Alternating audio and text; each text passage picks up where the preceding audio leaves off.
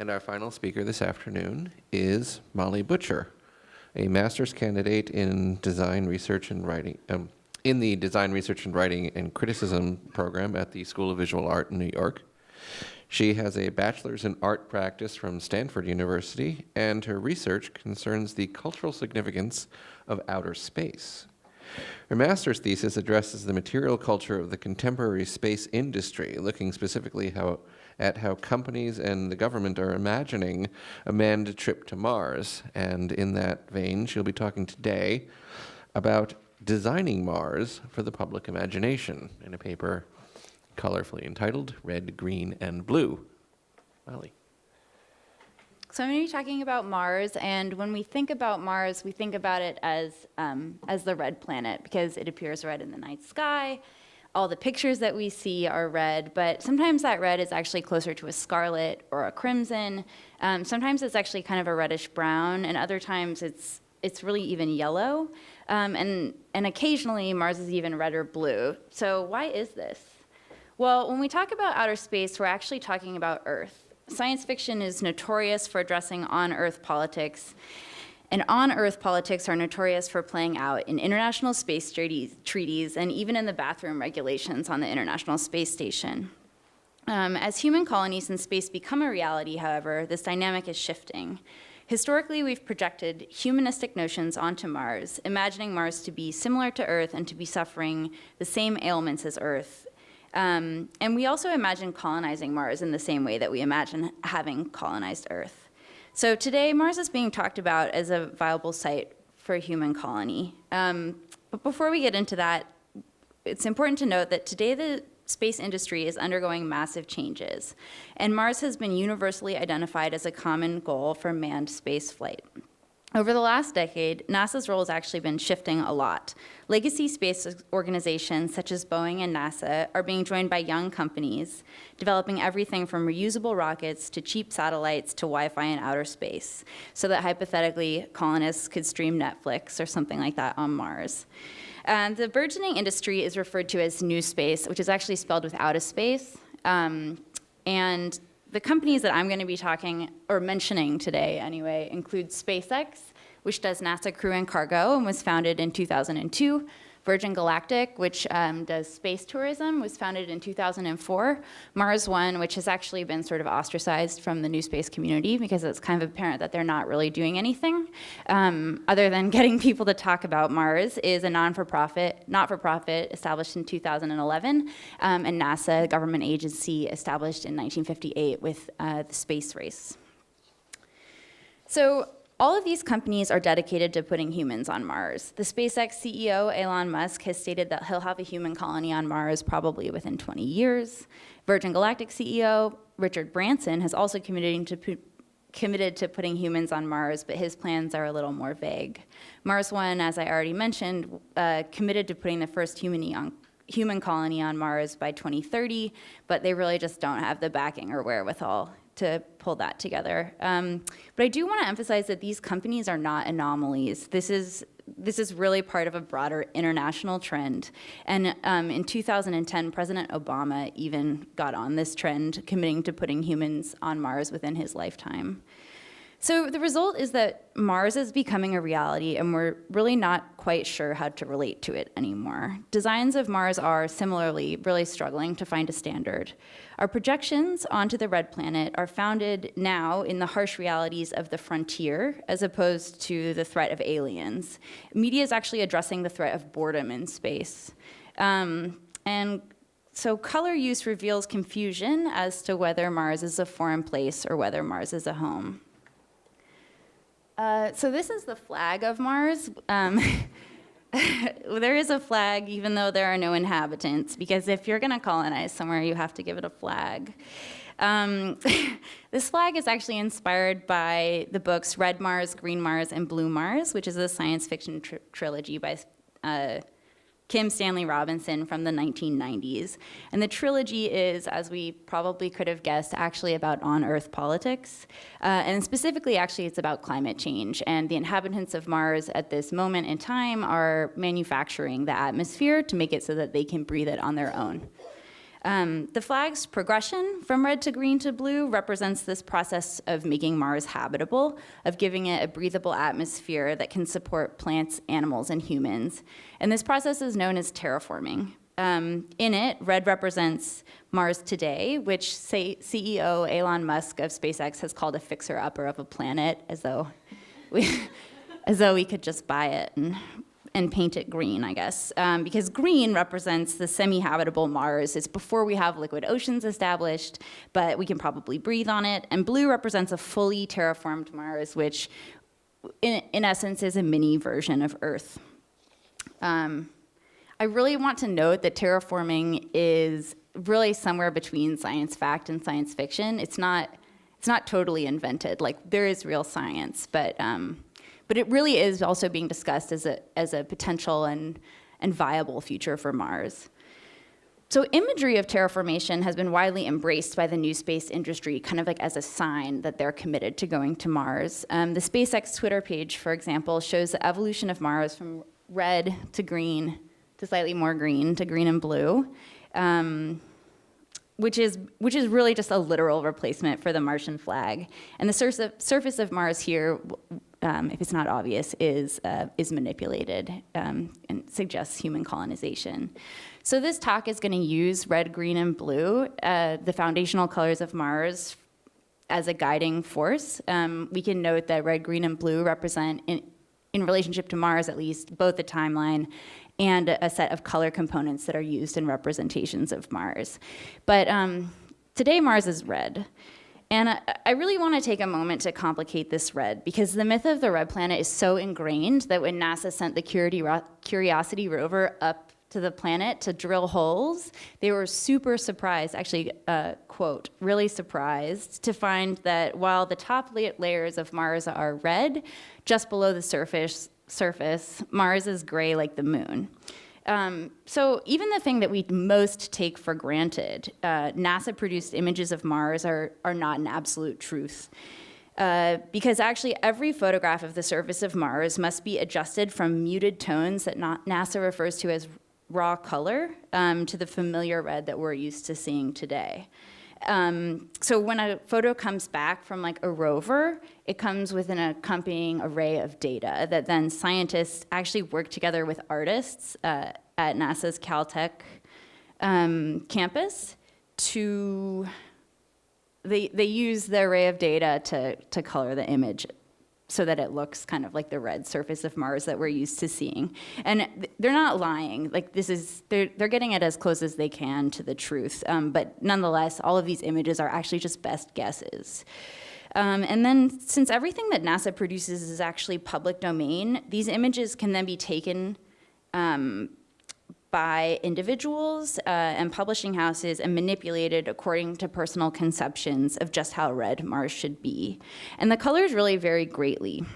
By way of example, between 2013 and 2015, these 4 books were published on the Curiosity rover's findings.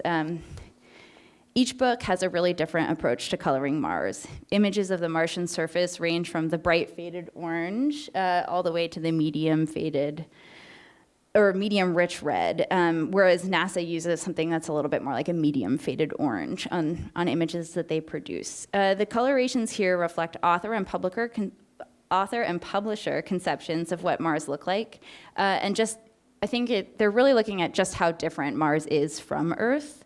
And in doing this, they're underscoring our troubled relationship with Mars with Mars in terms of whether it's familiar or exotic. The deeper reds lend sort of an alien or extraterrestrial quality to the planet, playing on the red planet moniker. And the more Earth-like colorations suggest the potential for a habitable planet, because they're really just the color of home. The other thing I want to say, just as an aside, is that this is looking at like, these are serious books published on Mars, but if you like go onto blogs, the colors get even crazier. Like I mentioned, scarlet and things like that. So contemporary images of colonies on Mars show that we can, something that we can kind of characterize as like realistic representations of colonies, although we've already called into question what realistic red would be for Mars. But this image is from Mars 1, and it shows the habitats of their Mars colony in 2030. To give you a little background, in 2013, Mars 1 issued a call for astronauts for a one-way trip to Mars. I already sort of told you that it's not going to happen, but their marketing materials included many, many renderings of proposed Martian colonies. In this one, we see the white habitations plopped down into this sort of brownish red dirt, and this dirt is relatively true to NASA colors, but it is a little bit exaggerated. Also, you'll notice in the Mars sky, there's a lot of dust, so the skies on Mars actually, they think in reality range from like a yellow to red and then to violet when there's ice in the atmosphere. But to go back in time a little bit, in the late 1800s, when Mars was first being mapped, Percival Lowell, an American astronomer, drew these lines onto the surface of Mars, and he called them aqueducts, or canals, and suggested that they channeled the limited water supplies around the planet. Again, as an aside, these lines actually don't match up with what Mars looks like, and no one could quite figure out what was going on. So one of the going theories is that he just spent so much time looking at Mars and was so obsessed that he was drawing the blood vessels in his eyes onto the planet. So at the time, there were really, really massive droughts all around the world. Brazil, China, and Africa were particularly affected. So it was really easy to draw parallels between Earth and Mars. Mars became identified as a dying planet whose inhabitants were struggling to save themselves. And even after the theory was dismissed and the Viking missions in the 1970s sent back pictures of the surface of Mars, which sort of totally disproved the existence of Martians, the metaphor of the dying planet has persisted, and it really persists today. And it's a very convenient metaphor because through terraforming Mars, we're able to save it. That as humanity, we can return Mars to its former Earth-like glory by turning it green. So now we're going to talk about Mars and green. Part of the motivation of getting off Earth has, since the 1970s, been rooted in environmental concerns. These concerns are manifested today in images of a green Mars. In these images, Mars really looks like a clone of the Earth. It's fragile and it's vibrant. So in the 1970s and 1980s, space colonies with vegetation were always at a human scale, such as these two. They depicted house-level detail, including crop production, mountains, and rivers in space. These two images are from the 1975 NASA Ames project titled Space Colonies, a design study. And they represent a really ambitious plan, totally enclosed, self-sufficient space colonies. And they really present a kind of technicolor view for space. There's a range of blues, pinks, oranges, purples, and everything is anchored by the green vegetation. And I think these colors really convey a dynamic and sort of pleasant colony experience, as opposed to the Mars 1 habitations we were just looking at. And in 1972, like just before these space colonies were painted, the Apollo mission photographed this image of Earth. Known as the blue marble, this is one of the most widely distributed photographs in existence. It was the startup screen on your iPhone. In it, the greens are subdued and obscured by thick white clouds, and the blues are almost a slate gray. And then notice that we're now looking at a 2015 photoshopped image of Mars, the planet shown as it may look fully terraformed. The caption that accompanied this image read, "This is what Mars may have looked like several million years ago and what Mars may look like in the future." By mirroring the blue marble image, there's an imposition of a human narrative. Yet there are no human markings on the surface of the planet, suggesting that the atmosphere and green continents are actually the natural state of the planet, again, going back to the dying planet image. But also I think it's worth noting that in this image, the greens on Mars are much, much brighter than the subdued greens in the original blue marble image. It's as though Mars is experiencing the blush of youth and spring. And again, through these images, Mars is kind of becoming Earth. So now we're going to talk about blue, and blue really represents everything from home to science to technology. And in this image, blue actually also represents manifest destiny.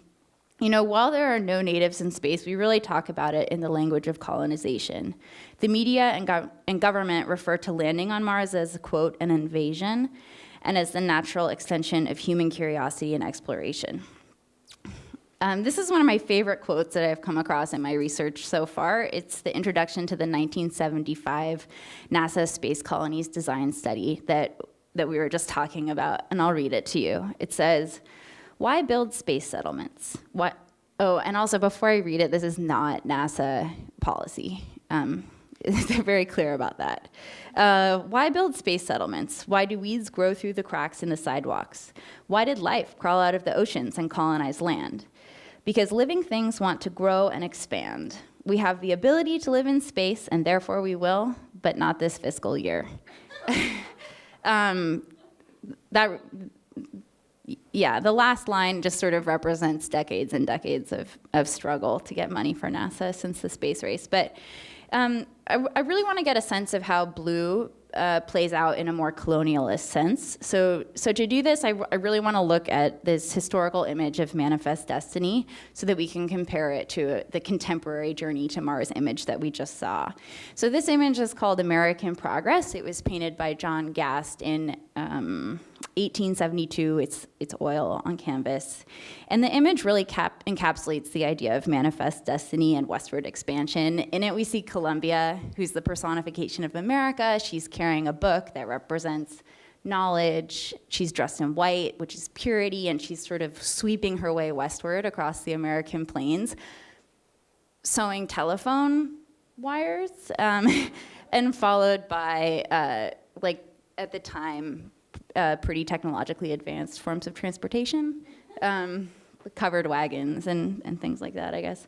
But more to the point, she's also displacing the natives and bringing the light clouds with her into the dark ignorance of the West, or of the uncolonized part of America.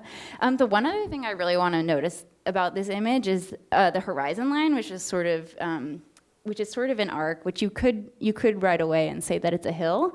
But if we look at the sides, we notice that it's a little bit distorted, that the lakes and the edges of it are a little bit distorted. So it's almost as though we're looking at like a planetary level view of the landscape, and then Columbia, the West, whiteness, purity, knowledge are all in the celestial realm.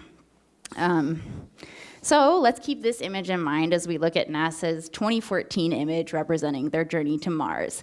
It's a roadmap for Mars, and it's actually part of this really big rebrand NASA rolled out in 2014.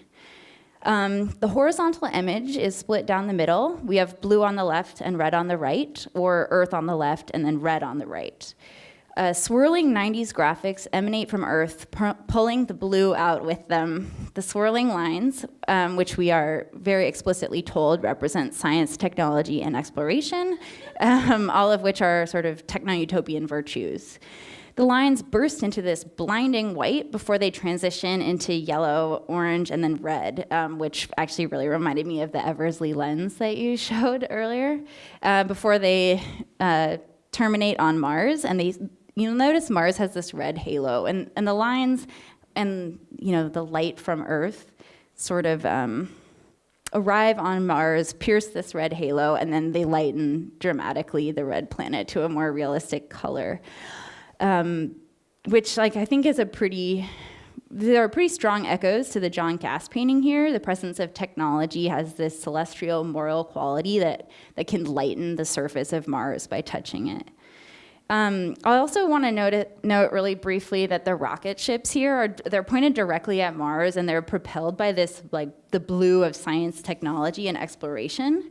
And the red of Mars really kind of appears like a magnet to be drawing the terrestrial towards it, which I think just emphasizes the narrative of this is our destiny, this is where we're going. And then, so the image that we were just looking at is from 2014. I haven't actually been able to date this image, but I think it's from the early aughts. And the Journey to Mars directly replaced this image in the recent rebrand. So in this image, the Mars halo is actually sort of more of a yellowish brown. It's less magnetic than the crimson from the previous image. And then also the rockets here are propelled by a white fuel, I guess. And unlike the previous image, they're sort of pointed at the upper right-hand corner. So it almost seems like the mission, or Mars as the destination, is like a little bit less decided at this point. And then I also just want to point out at the bottom right corner of the image, NASA's goal here is developing planetary independence. Which is actually a term that they use quite a lot. But in those words, I really think that we can see this sort of ecological concern that we need planetary independence in order to be able to perpetuate ourselves. So in summary, it seems that red is magnetic and exciting, but it is also foreign and inhospitable. Red represents the dying planet. Hyperbolic uses of red on Mars underscore the adventure of exploration, where realistic images underscore the similarities between Mars and Earth.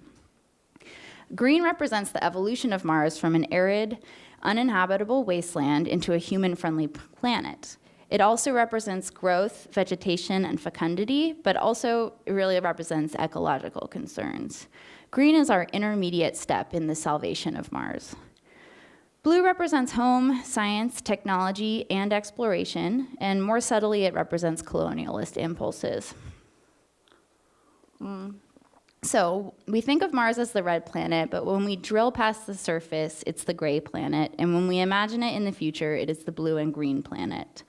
As we consider a colony on another planet, we're forced to reevaluate our relationship to that, and perhaps to the vacuum of space at large. Designs of Mars today are not consistent, and they kind of remind me of political cartoons. You know, when a new candidate comes on the scene and the papers are trying to figure out, like, how big are their ears and what does their nose look like? But in the case of Mars, it's actually kind of how red is Mars. But I'll leave you with this image, which is an image of Spaceport America, a purpose-built spaceport that opened in the New Mexico desert in 2011.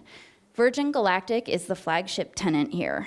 And the blue lights surrounding the landing pad represent Virgin Galactic CEO Richard Branson's iris, which in his eye. We're reminded, I think, in this image that it's really those with the financial backing who are actually designing Mars for us, the public. But here, Richard Branson has literally etched his genetic identity into the New Mexican landscape to serve as a beacon for future astronauts. And it remains to be seen whether or not the first colonizer of Mars will leave a similar crop circle. So, thank you.